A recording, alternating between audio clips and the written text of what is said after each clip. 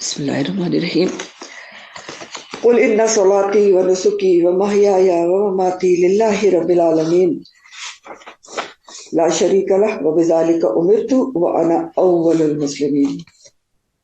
آمین یا رب العالمین۔ بہت امپورٹنٹ ٹاپک ہم پڑھ رہے ہیں، اور ٹاپک تھا ایصال ثواب کے طریقے، اور یہ ایسا ٹاپک ہے کہ جس کے بارے میں ابھی بھی لوگوں کو اویئرنیس نہیں ہے۔ بہت ہی غلط طریقوں سے جو ہے وہ ایصال ثواب پہنچانے کے طریقے اپنائے جاتے ہیں، جس سے جانے والے کو کوئی فائدہ نہیں ہوتا۔ اس لیے اس کو سمجھنا اور آگے سمجھانا یہ آپ کی اور میری ذمہ داری ہے کہ ہم اس کو میکسیمم حد تک سمجھائیں۔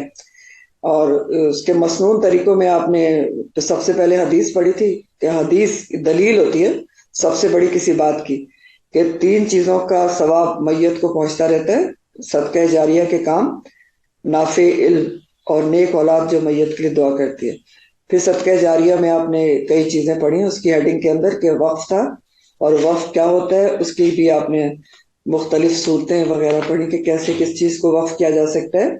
پھر وقف کی اقسام پڑھی کہ وقف 2 طرح کا ہوتا ہے، ایک وقف خاص ہے اور ایک وقف عام ہے۔ خاص یعنی کسی خاص چیز کے لیے کسی چیز کو وقف کر دیا جائے کہ یہاں پر صرف یہی کام ہوگا، اور عام کیا ہے کہ ایک عام رکھا جائے کہ ہر کوئی کسی کے کام میں یہ چیز آ سکتی ہے، جیسے مسجد یا مدرسہ وغیرہ ہوتا ہے، یہ اس کی آمدنی خرچ ہو سکتی ہے۔ پھر صدقہ جاریہ کی کچھ اور اشکال ہم نے پڑھی تھی کہ اور کیا ہو سکتی ہیں، کہ صدقہ جاریہ کے کام اور کیا ہو سکتے ہیں۔ پھر اگلی ہیڈنگ پڑھی تھی لوگوں کو فائدہ دینے والا علم، اور یہ سب سے بڑا جاریہ ہے کہ آپ کسی کو علم سکھا دیں قرآن کا، حدیث کا، یا آپ اس دین کی نشر و اشاعت کے لیے کچھ لکھ دیں، کچھ کر دیں، تو وہ تو آپ کے آثار ہو جاتے ہیں۔ یعنی دنیا سے انسان چلا جائے لیکن جب تک لوگ اس کو پڑھیں گے، اس سے فائدہ اٹھائیں گے، تو اس کا آپ کو ثواب ملتا رہتا ہے۔ وہ پڑھا تھا، اور پھر نیک اولاد تھی جو میت کے لیے دعا کرتی، تو یہ ساری چیزیں پہنچتی ہیں۔ اور بہت ضروری بات پچھلی دفعہ پڑھی تھی کہ قرآن خوانی جو بہت ہی عام راجے ہے ہمارے معاشرے میں مرنے کے بعد، کہ وہ کتنی کوئی پہنچتی اور پہنچتی بھی ہے کہ نہیں پہنچتی، اس کے بھی بارے میں بہت سارا ہم نے پڑھا تھا۔ تو آگے ہے سوری ایصال ثواب کے کچھ اور طریقے۔ ٹھیک، یہیں سے ہے نا، 231 ہے میرے پاس پیج۔ جی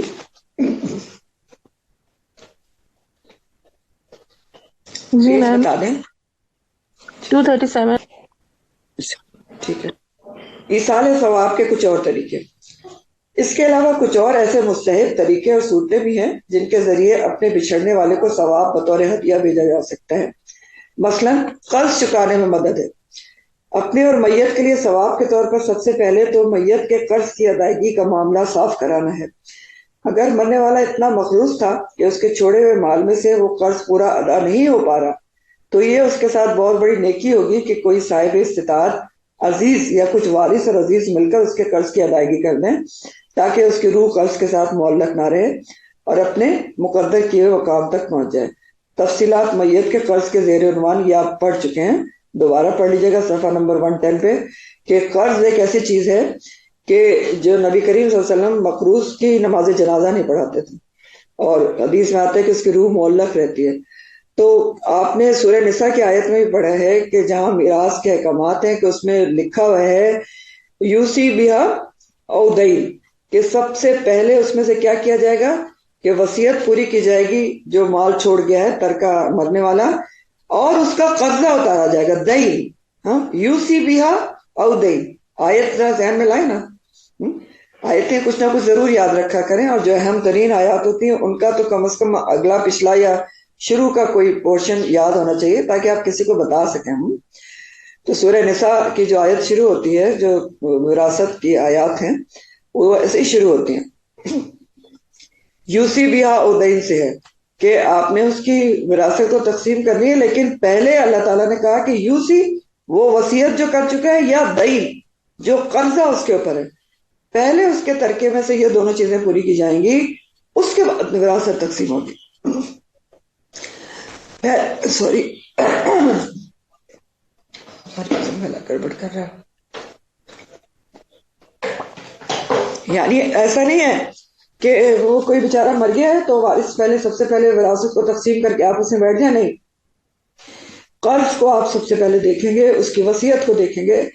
اور اس والے میں نا دو رائے ہے، دونوں چیزیں ساتھ ساتھ کہی گئی نا، یوسی بیہا و دین، کہ وصیت پہلے دیکھی جائے گی یا قرض پہلے دیکھا جائے گا. لیکن زیادہ تر علماء کہتے ہیں کہ نہیں، پہلے قرض دیکھا جائے گا.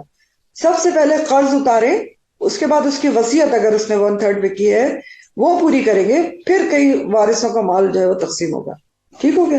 اور یہی یہاں پر کہا جا رہا ہے کہ اگر اس کا مال اتنا نہیں ہے کہ وہ جو کچھ چھوڑ چکا ہے، اگر سارا بھی، ہاں یہ بھی یاد رکھے کہ بہت امپورٹنٹ پوائنٹس ہیں یہ، کہ اگر اس نے ترکہ جو چھوڑا ہے وہ سارا اس کا قرضے پورا کرنے میں چلا جاتا ہے تو دینا ہوگا آپ کو. آپ یہ نہیں سوچ سکتے کہ اچھا ہم تو ہمارے لیے تو کچھ بچا ہی نہیں. نہیں، آپ کو دینا پڑے گا سارے کا سارا اگر اس کا قرضے میں سارا جا رہا ہے. اور اگر قرضہ پھر بھی پورا نہیں ہو رہا تو یہاں پر یہ نیکی بتائی جا رہی ہے کہ آپ نے ایصال ثواب پہنچانا ہے تو آپ اس کا قرضہ اتار دیں. ٹھیک ہو گیا؟ دوسری چیز ہے حج کی نظر اور اللہ کا قرض. اسی طرح شرعی نظر مرحوم نے اگر زندگی میں کوئی مانی تھی جسے اللہ کا قرض کہا گیا ہے بھی وارث یا قرابت دار پوری کر دیں تو میت کے حق میں فائدہ مند ہوگی. اب شرعی نظر کیا ہے یہ آگے حدیث ایکسپلین کر رہی ہے. سیدنا عبداللہ بن عباس سے روایت ہے کہ قبیلہ جوہینا کی ایک عورت نبی کریم صلی اللہ علیہ وسلم کی خدمت میں حاضر ہوئی اور عرض کی میری والدہ نے حج کی نظر مانی تھی. یہ ہے، ٹھیک ہو گیا؟ اللہ کی نظر کیا ہے کہ اس نے حج کی نظر مانی تھی کہ میں حج کروں گی اس سال. ٹھیک، اور اس کو اللہ کا قرض بھی کہا گیا ہے. تو اب کیا ہوا کہ اس نے سوچا تھا کہ میں حج کی نظر مانی تھی کہ میں حج کروں گی، لیکن حج کرنے سے پہلے وہ فوت ہو گئی. تو اب وہ عورت یہ پوچھنے آئی تھی آپ کے پاس کہ کیا میں اپنی والدہ کی طرف سے حج ادا کر دوں؟ تو نبی کریم صلی اللہ علیہ وسلم نے فرمایا ہاں، ان کی طرف سے حج ادا کرو، اس سے ثواب مل جائے گا اور نظر بھی ادا ہو جائے گی. اور ہاں سنو، اگر تمہاری والدہ پر قرض ہوتا تو کیا تم اسے ادا نہ کرتی؟ تو اس نے کہا جی ہاں. تو نبی کریم صلی اللہ علیہ وسلم نے فرمایا اللہ کا قرض یعنی نظر ادا کرو، کیونکہ اللہ تعالیٰ زیادہ حقدار ہے کہ اس کا قرض ادا کیا جائے. بخاری. یعنی اللہ کا قرض آپ نے کس کو کہا کہ حج. اس نے حج کی نیت کی ہوئی تھی، نظر مانی تھی کہ اس سال میں ضرور جاؤ گی، لیکن وہ فوت ہو گئی. تو آپ نے اس کی بیٹی سے کہا کہ تم کرو کیونکہ یہ اللہ کا قرض ہے اس کے اوپر. تو یہ بتایا جا رہا ہے کہ یہ بھی ایصال ثواب کا بہترین طریقہ ہے کہ اگر آپ کے ماں باپ دنیا سے چلے گئے، وہ حج نہیں کر سکے تھے، انہوں نے نیت کی ہوئی تھی کہ میں نے کرنا ہے، یا نہیں بھی نیت کی ہوئی تھی، تو آپ ان کی طرف سے حج بدل کر سکتے ہیں. تو یہ بھی بہت بہترین طریقہ ہے. سیدنا فضل ابن عباس روایت کرتے ہیں کہ قبیلہ جسعم کی ایک عورت نے عرض کیا کہ یا رسول اللہ، میرے بوڑھے باپ پر حج فرض ہے لیکن وہ اونٹ پر سوار ہونے کی ہمت نہیں رکھتا. تو رسول اللہ صلی اللہ علیہ وسلم نے فرمایا تم اپنے باپ کی طرف سے حج ادا کرو. اب اس کا تو باپ زندہ ہے. یہ بڑی ضروری باتیں ہیں، ان کو سمجھ لیں. تو وضاحت یہی لکھی ہوئی ہے کہ زندہ والدین کی طرف سے بھی فرض یا نفلی نظر مانا و حج بوجہ عذر حقیقی وہ خود نہ کر سکیں تو اولاد یا کسی بھی دوسرے متقی عزیز کی طرف سے ادا ہو سکتا ہے، بشرط کہ خود اپنا فرض حج پہلے ادا کر چکا ہو. اسے معروف میں حج بدل کہتے ہیں، اور حج بدل کرنے والے کا یہ اپنا نفلی حج ہوگا. اب وضاحت کیا ہے؟ فرض کریں کہ میری والدہ بہت سخت بیمار ہیں، ٹھیک، اور وہ حج پہ نہیں جا سکتے. اگر میں اپنا فرض حج ادا کر چکی ہوں تو یہ بہت بڑی شرط ہے، تو میں ان کی طرف سے حج بدل جا کر سکتی ہوں. سمجھ آ گئی؟ یا اسی طرح اگر والدہ مر چکی ہیں اور میں اپنا فرض حج ادا کر چکی ہوں تو میں والدہ کی طرف سے جا کے حج بدل کر سکتی ہوں، اور کوئی بھی متقی عزیز یہ کر سکتا ہے. اب اس میں شرط کیا ہے؟ شرط صرف یہ ہے کہ جو حج بدل کرنے والا ہے وہ اپنا فرض حج پہلے کر چکا ہو تو وہ حج بدل کر سکتا ہے. ٹھیک، اور ورنہ والدین کے لیے کوئی شرط نہیں ہے. زندہ ہیں اگر نہیں جا سکتے تب بھی کیا جا سکتا ہے، اگر مر چکے ہیں تب بھی ان کی طرف سے کیا جا سکتا ہے. یہ حدیث سے ثابت ہو گیا. ٹھیک ہو گیا؟ اگلی چیز ہے روزے. مسلمان کے لیے لازم ہے کہ اگر وہ عارضی مگر حقیقی عذر، سفر، عارضی بیماری یا تکلیف کی وجہ سے ماہ رمضان کے یہ نظر مانے ہوئے نفلی روزے نہیں رکھ سکا تو عذر کے رفع ہوتے ہی انہیں پورا کرے. اگلا ماہ رمضان آنے سے پہلے گزشتہ فرض روزوں کی قضا اور فدیے کی ادائیگی ہو جانی چاہیے. اسی طرح روزہ توڑنے کا کفارہ اور اس کی قضا جتنی جلد ہو سکے ادا کر دینا چاہیے۔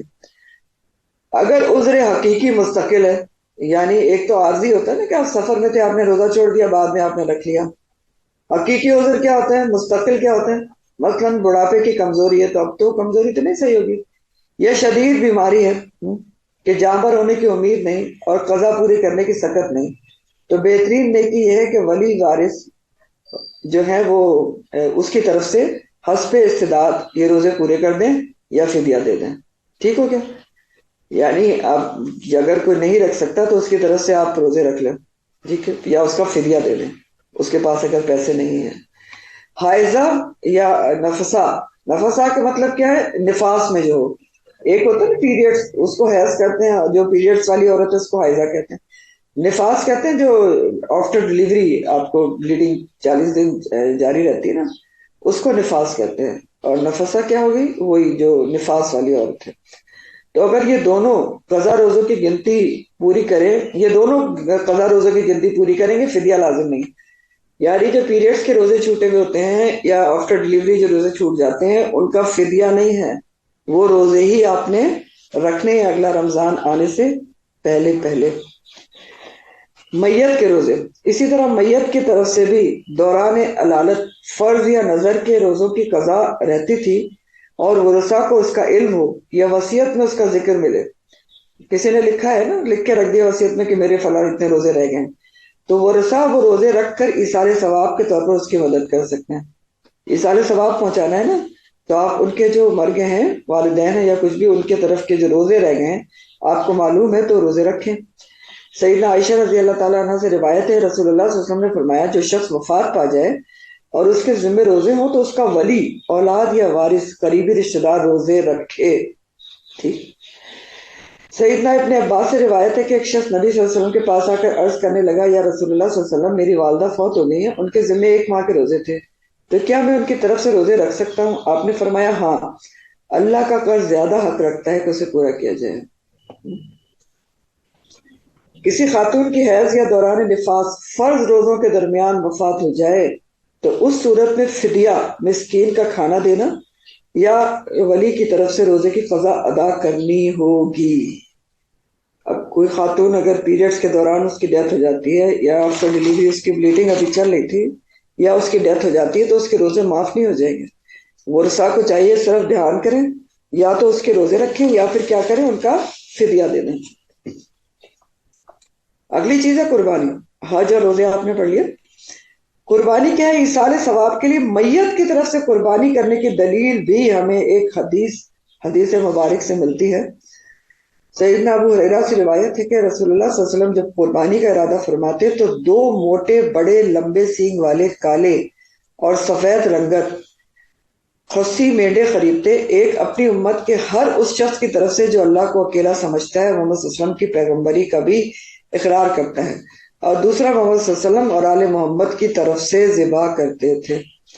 تو پہلی بات یہ معلوم ہوئی کہ جس نے توحید اور رسالت کا اقرار کیا وہی آپ صلی اللہ علیہ وسلم کی امت میں داخل ہے، گو دوسرے معاملات میں کتنا ہی اختلاف کرتا ہو، بشرط کہ اس کا درجہ کفر تک نہ پہنچتا ہو۔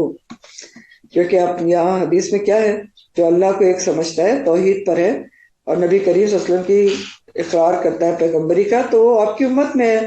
اب باقی جو معاملات ہیں، اگر کوئی ایسا معاملہ نہیں ہے کہ جس میں وہ کفر تک پہنچتا ہو، تو وہ آپ کی امت میں شمار سمجھا جائے گا۔ دوسری بات یہ ہے کہ امت میں اس وقت تک کے مسلمانوں کے علاوہ وہ لوگ بھی شامل تھے جو مسلمان ہو کر وفات پا چکے تھے، اور وہ تمام مسلمان بھی جو آئندہ پیدا ہو کر دنیا میں آنے والے تھے۔ تو نبی کریم صلی اللہ علیہ وسلم نے کس کی طرف سے قربانی کی؟ ایک اپنی اور اپنے آل کی طرف سے، اور دوسری کس کی طرف سے؟ اپنی امت کی طرف سے کی۔ تو امت کیا ہے کہ ایک تو امت کے لوگ ان کے مر بھی تو چکے تھے نا، ٹھیک ہے، وفات پا چکے تھے مسلمان ہو کے، تو ان کی طرف سے بھی کی، ٹھیک۔ تو اس لیے اس سے یہ دلیل ملتی ہے کہ اپنے جو رشتہ دار وفات پا چکے ہیں ان کے لیے قربانی بھی کی جا سکتی ہے۔ صدقہ و خیرات، میت کے ایثار ثواب کے لیے اس کی طرف سے صدقہ خیرات کرنا بھی احادیث سے ثابت ہے۔ ایک آدمی نے نبی کریم صلی اللہ علیہ وسلم سے عرض کیا، میری والدہ اچانک فوت ہو گئی، اگر کوئی وصیت اور کوئی وصیت نہ کر سکیں. میرا گمان ہے اگر وہ بول سکتی تو صدقہ کرنے کو کہتی. کیا اب میں ان کی طرف سے صدقہ کروں تو ان کو اجر ملے گا، اور ساتھ ساتھ کیا مجھے بھی ان کو ثواب پہنچانے کا اجر ملے گا؟ تو آپ صلی اللہ علیہ وسلم نے فرمایا ہاں. تو پھر اس نے اپنی والدہ کی طرف سے صدقہ کیا. یعنی آپ اپنے والدین کی طرف سے صدقہ کر سکتے ہیں، ٹھیک ہے، کسی کو کچھ بھی دے سکتے ہیں، اور اس میں یہ نہیں کہ صرف والدین کو ثواب ملے گا، آپ کو بھی صدقے کا ثواب ملے گا.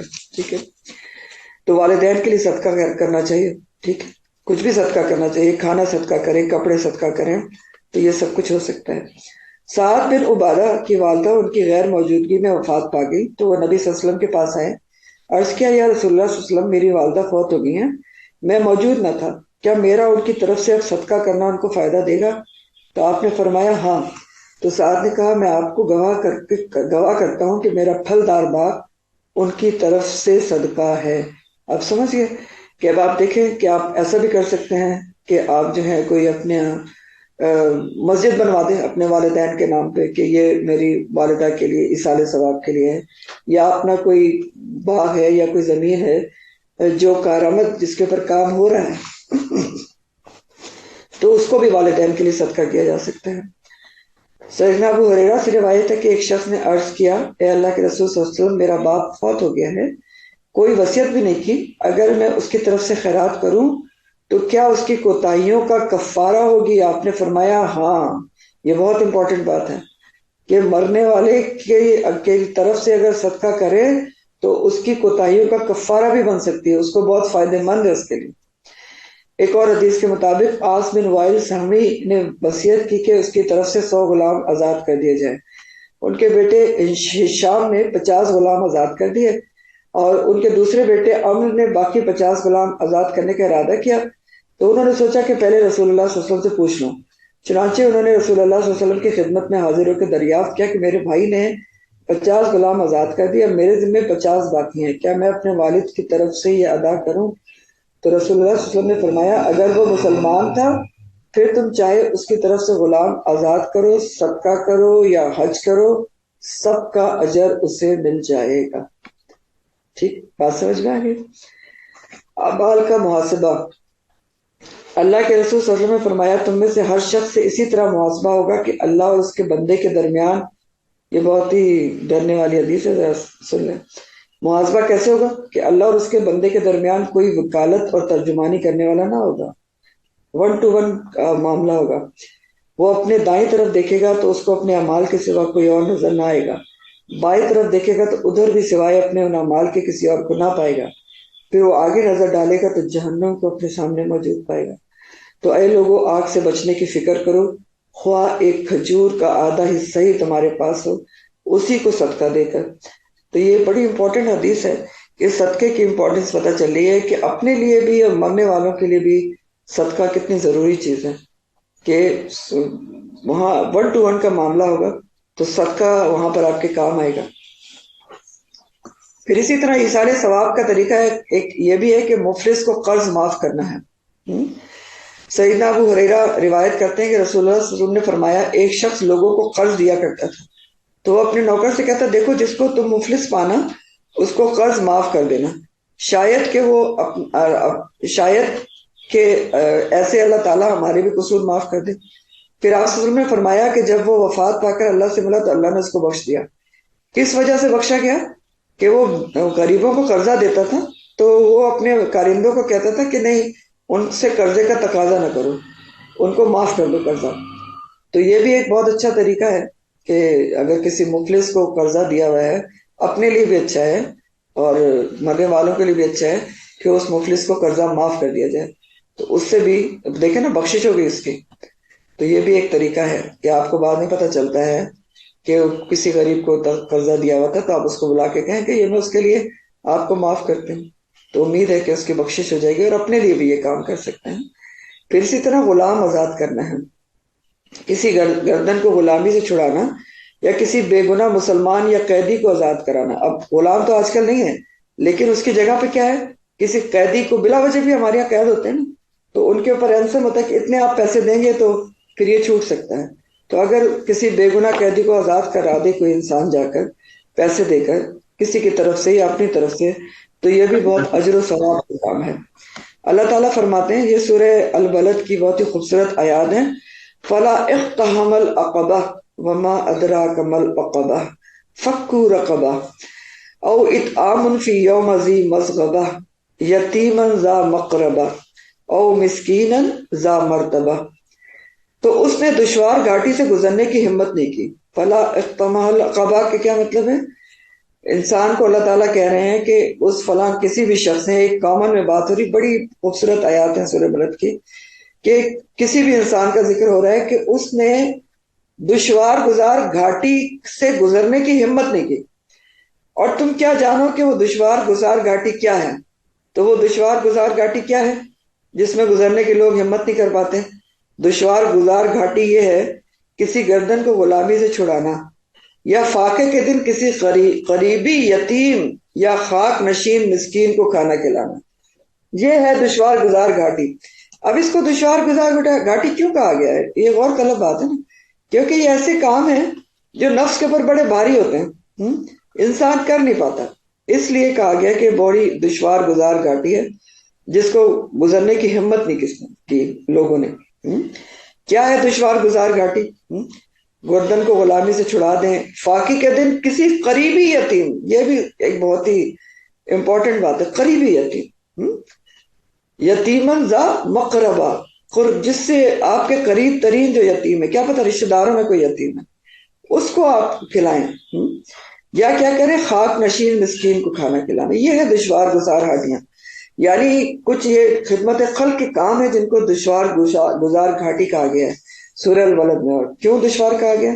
کیونکہ لوگ کر نہیں پاتے، نفس پر بھاری ہوتی ہیں، بہت ساری چیزیں یاد آ جاتی ہیں نا، اتنے پیسے کیسے خرچ کرتے ہیں، وہ تو اس دفعہ تو اتنا مہنگا اسکول ہے، اس کی فیس ہے، اور یہ ہے اور وہ ہے، تو اس لیے قرآن اس کو دشوار گزار گھاٹی، اللہ تعالیٰ اپنے بندوں کو اچھی طرح جانتے ہیں۔ رسول اللہ صلی اللہ علیہ وسلم نے فرمایا، جو شخص کسی مسلمان غلام کو آزاد کر دے، اللہ تعالیٰ اس کے ہر عضو کو غلام کے ہر عضو کے بدلے دوزخ سے آزاد کر دے گا۔ ابو ذر غفاری رحمۃ اللہ علیہ کہتے ہیں کہ میں نے رسول اللہ صلی اللہ علیہ وسلم سے پوچھا کون سا عمل افضل ہے، تو آپ نے فرمایا اللہ پر ایمان لانا اور اس کی راہ میں جہاد کرنا۔ میں نے پوچھا کون سا غلام آزاد کرنا افضل ہے، فرمایا جس کی قیمت زیادہ ہو اور وہ اس کے مالک کو بہت پسند بھی ہو۔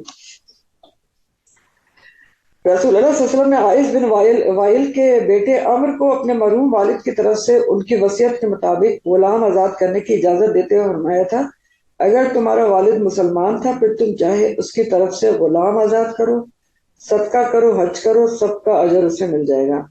یہ غلام آزاد کرنے میں دوبارہ بتائی جا رہی ہے۔ ایفائے عہد، وفات پا جانے والے کی طرف سے کیے گئے وعدے کا پاس کرنا تاکہ اس کا وعدہ پورا ہونے پر اسے بھی اجر اور دعا ملے، یہ بھی مسلمان کا حق ہے۔ یعنی اب آپ کے جو فوت شدہ رشتہ دار ہیں، کوئی والدین ہیں، کچھ بھی ہے، انہوں نے کسی سے کسی چیز کا وعدہ کیا تھا کہ میں تمہیں یہ چیز دوں گا یا دوں گی، ٹھیک ہے، اب ان کی وفات ہو گئی تو آپ کا فرض ہے کہ اگر وہ آ کے آپ کو بتاتا ہے کہ انہوں نے یہ وعدہ کیا تھا تو اس کو پورا کریں، یہ بھی ان کو اس عہد کو پورا کرنے کا ثواب ملے گا۔ اور اس میں حدیث دلیل کے طور پر پیش کی جا رہی ہے کہ سیدنا جابر بیان کرتے ہیں نبی کریم صلی اللہ علیہ وسلم نے مجھ سے یہ فرمایا تھا کہ بحرین کی طرف سے مال آ گیا تو تمہیں اتنا اور اتنا اور اتنا دوں گا، لیکن نبی کریم صلی اللہ علیہ وسلم رحلت فرما گیا، ان کی زندگی میں مال نہ آیا۔ ابو بکر رضی اللہ تعالیٰ عنہ کے عہد خلافت میں جب بحرین سے مال آیا تو انہوں نے منادی کروانے کا حکم صادر فرمایا کہ جس شخص سے رسول اللہ صلی اللہ علیہ وسلم نے مال دینے کا وعدہ کر رکھا تھا یا جس نے آپ سے قرض لینا تھا تو وہ ہمارے پاس آئے۔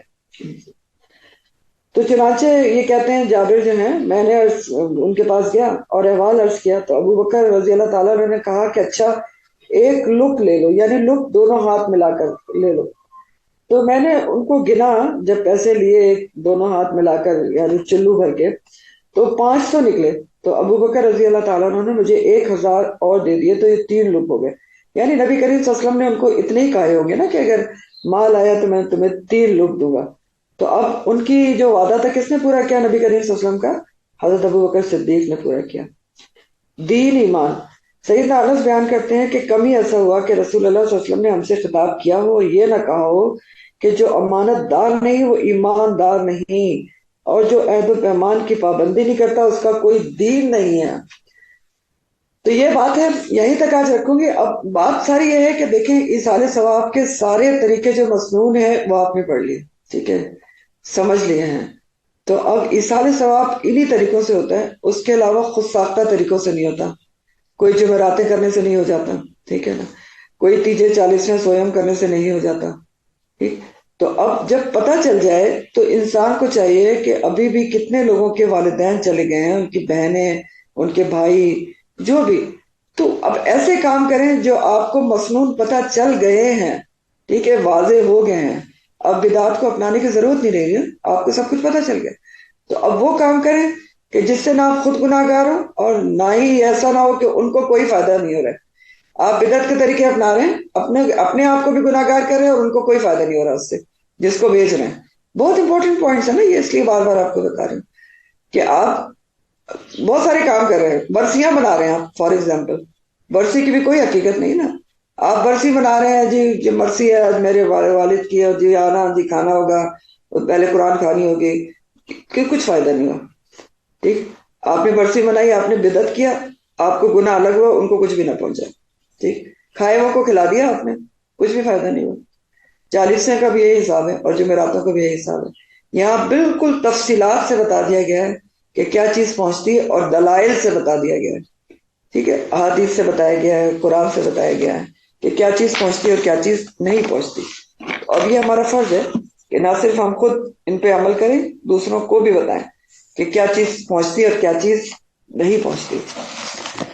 تو آخر دعوانا ان الحمدللہ رب العالمین. سبحانک اللہم و بحمدک، نشہد ان لا الہ الا انت، نستغفرک و نتوب الیک. سبحان ربک رب العزۃ عما یصفون وسلام علی المرسلین والحمد للہ رب العالمین. ربنا تقبل منا انک انت السمیع العلیم وتب علینا انک انت التواب الرحیم. آمین یا رب العالمین. السلام علیکم ورحمۃ اللہ وبرکاتہ.